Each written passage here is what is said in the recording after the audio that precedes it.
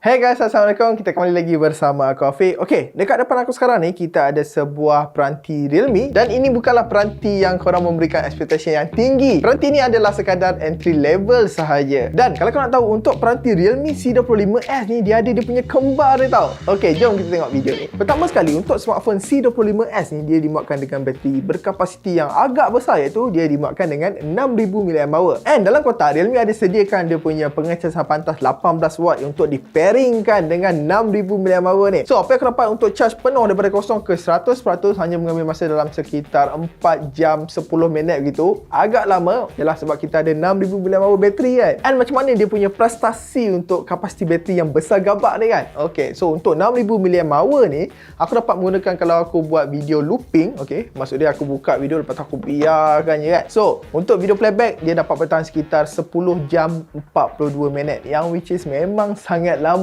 Okay, kalau korang menggunakan smartphone ni macam untuk check email, scrolling Facebook, media sosial kan. So aku boleh expect yang smartphone ni dia boleh pergi lagi lama daripada 10 jam tu. Mungkin dalam 16 jam ataupun 15 jam macam tu. Kalau kita tengok pada dia punya design dekat belakang ni, okay, dekat back panel belakang ni dia hanya menggunakan polycarbonate plastik saja. Dan kita boleh nampak kat sini kita ada tulisan Realme besar kat sini kan. Dia punya branding dia. Dan dekat bahagian tepi belah sini ni, iaitu kita ada satu tekstur yang macam garisan-garisan halus, yang macam matte, yang membuatkan bila kita pegang ni yang macam kesat sikit kat situ. Dan juga kita ada fingerprint scanner dekat bahagian tengah ni dan dimuatkan dengan 4 tetapan kamera utama. Okey, so itu dia punya design. Dan pada skrin dekat depan ni kita ada skrin yang sebesar 6.5 inci, tetapi dia hanya menggunakan IPS LCD saja dan dia punya resolution untuk skrin ni hanya sekadar HD saja, iaitu 720p. Overall dia punya skrin ni aku tak adalah letakkan expectation aku yang sangat tinggi sebab dia hanyalah sekadar 720p saja. Dan kalau korang buat untuk pixel peeping kan, kalau korang tengok betul-betul dekat setiap icon tu korang akan nampak ada pixelated. Dia sikit je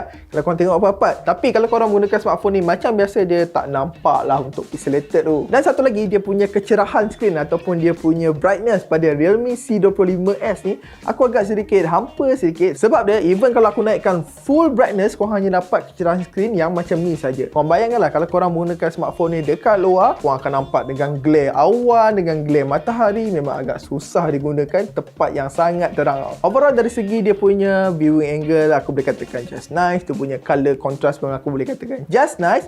Dan aku pun tak memberikan harapan yang sangat tinggi untuk skrin HD ni. Tetapi untuk C25s ni dia sama dengan C25 yang biasa tu, iaitu dia punya certificate by TUV Relent. Okay, pada spek phone Realme C25s ni dia sama dengan Realme Narzo 30A. Sebiji sama, iaitu dia menggunakan MediaTek G85, RAM 4GB dan lepas tu dia punya storage dalaman adalah sebesar 128GB. So kalau korang tengok dia punya spek tu memang sebiji sama tau. So overall dia punya performance MediaTek G85 ni of course lah akan sama je dengan Narzo 30A tu. Okay, overall bila aku gaming sikit kat sini, okay, just okay. Kalau korang main game-game yang heavy macam Genshin Impact ataupun PUBG ke, okay, biasanya aku akan letakkan grafik yang paling rendah sekali untuk mendapatkan experience gaming yang boleh playable, tak ada yang starter. And apa yang aku perasan bila aku tengah main game, aku main game PUBG, dekat belakang ni dia agak sedikit suam sedikit. Dia tak panas tapi korang akan dapat rasa dia punya suam dia tu.